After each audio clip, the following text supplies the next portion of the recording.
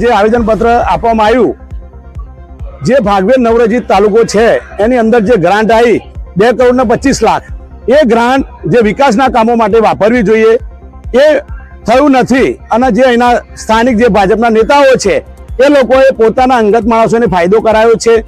એક ગામમાં 36 લાખ રૂપિયા, એક ગામમાં 15 લાખ રૂપિયા એવી ગ્રાન્ટો ફાળવી છે. બીજા બધા ગામોમાં 1 લાખ રૂપિયા, 2 લાખ રૂપિયા એવી ગ્રાન્ટો ફાળવી છે. એ બાબતે અમે અહીંયા આવેદનપત્ર તાલુકા વિકાસ અધિકારીને આપ્યું છે. હજુ તો પ્રાંત સાહેબને આપવાનું છે, કલેક્ટર સાહેબને આપવાનું છે અને અમે ગાંધીજીના માગે ઉપવાસ આંદોલન પણ કરીશું. જે આવેદનપત્ર આપવામાં આવ્યું, જે ભાગવેર નવરજીત તાલુકો છે એની અંદર જે ગ્રાન્ટ આવી 2 કરોડ ને 25 લાખ, એ ગ્રાન્ટ જે વિકાસના કામો માટે વાપરવી જોઈએ એ થયું નથી. અને જે અહીંના સ્થાનિક જે ભાજપના નેતાઓ છે એ લોકોએ પોતાના અંગત માણસોને ફાયદો કરાયો છે. એક ગામમાં 36 લાખ રૂપિયા, એક ગામમાં 15 લાખ રૂપિયા એવી ગ્રાન્ટો ફાળવી છે. બીજા બધા ગામોમાં 1 લાખ રૂપિયા, 2 લાખ રૂપિયા એવી ગ્રાન્ટો ફાળવી છે.